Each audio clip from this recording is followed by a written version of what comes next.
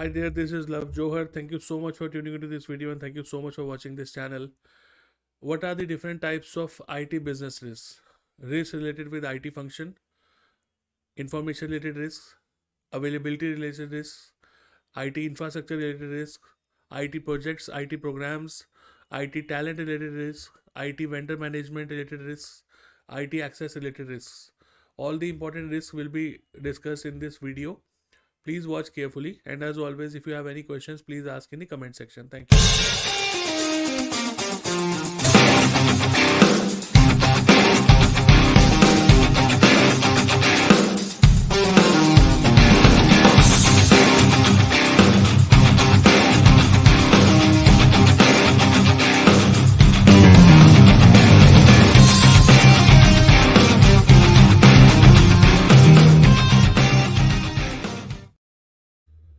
So let us try to understand the types of IT related risks to an organization. So first of all, very important these days is privacy, as you all are aware. Understanding privacy, safeguarding privacy, having proper controls across privacy of personal data that is being used by the organization, okay, is very important. So that has to be done properly. And if there is a failure, then it's a risk, and it's an information risk for the organization. Along with that, any information related to confidentiality and integrity of any breach related to confidentiality and integrity of information is again a cybersecurity related risk for the organization. So you have to make sure you have proper safeguards, proper controls, proper countermeasures in place to make sure that your privacy in the organization, as well as the confidentiality and integrity and availability of the information also, is maintained in the organization. Okay, this is of utmost importance and has to be taken care properly. There are different controls for this in ISO 27001, which are further explained in ISO 27002 as well. If you have any doubts on that, please watch. There are many videos on my channel where you can see and understand those controls related to confidentiality, integrity, and availability. Okay. And since we are talking about availability, the next thing to discuss is availability related risks. Availability is making sure that the data is available when needs to be accessed by the authorized individuals. Okay, so in case the service is not available, service is lost, data is not accessible, then it becomes a availability risk for the organization. So you have to make sure that you prevent this by implementing by avoiding single point of failures and making sure that there are no single point of failures in your system. The more redundancy you can introduce in the infrastructure that you have will add on to the availability. Okay, again, there are many videos on this channel where you can understand this more. Okay, after that you have infrastructure related risk. Okay, infrastructure has to be defined as per the capacity requirement for the organization.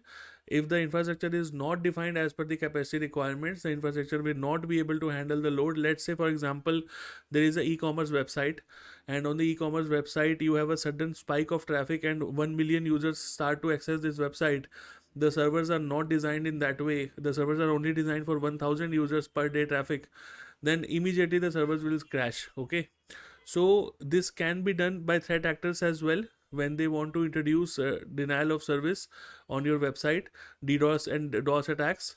And this can be a genuine reason as well, because let's say in a festivity season or Christmas or for any other factor, there could be a huge traffic on your website. So it has to be ensured that the infrastructure which is there in place should be able to support the load which is there as per the requirement, and the capacity has to be planned properly.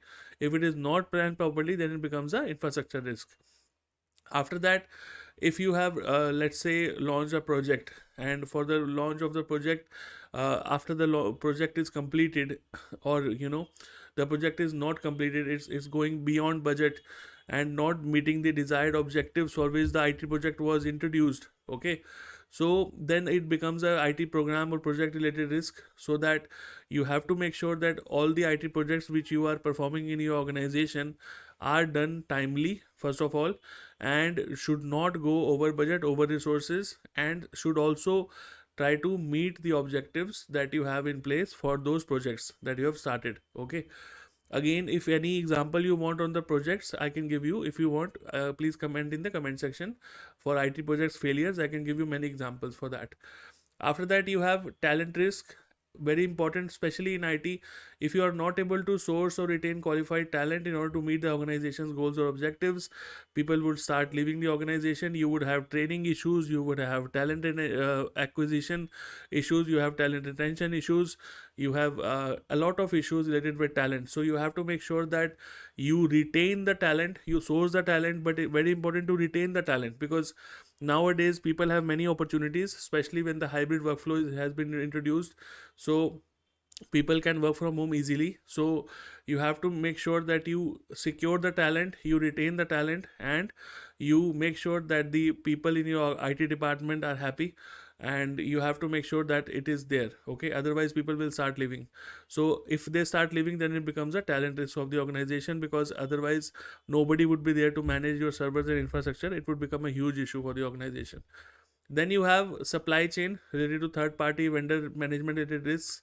Again, if any sort of data breach happens with your supply chain or vendors or third party supply chain vendors, whatever you are including in your organization, if any data breach happens, if their data is breached, if there any ransomware attack which happens on them, similar impact would be faced by your organization as well, because they are also dealing with your data, because they are your third party vendors. So you have to make sure that the external entity, whoever you are dealing with, in sort of any negative sort of consequences, if it happens, it will have a direct impact on your organization. Okay, so you have to think of how you can deal it with it better. You need to identify specific clauses in the contracts for those third party vendors, so that in such scenarios what will happen, all this needs to be documented in the contract clauses. Okay, if you want to know more how it can be done, again add in the comment section, I will explain more. After that, you have access related to risk. So very important, people might be able to gain access for the data or for the information for which they do not have any authorization or access to, you know uh, see or read or modify. So it is very important you have access controls in place, you have least privilege in place, you have need to know basis protocols in place. Without all this, it is very difficult to have proper access in place, and it will become a access risk for your organization. I hope this video makes sense to you, and it should add a lot of value to you. And as always, if you have any questions, please feel free to add in the comment section. Apart from this, if you have seen any other type of IT business risk in your organization, because you are also IT professional, please feel free to add in the comment section. Thank you so much for watching. Take care.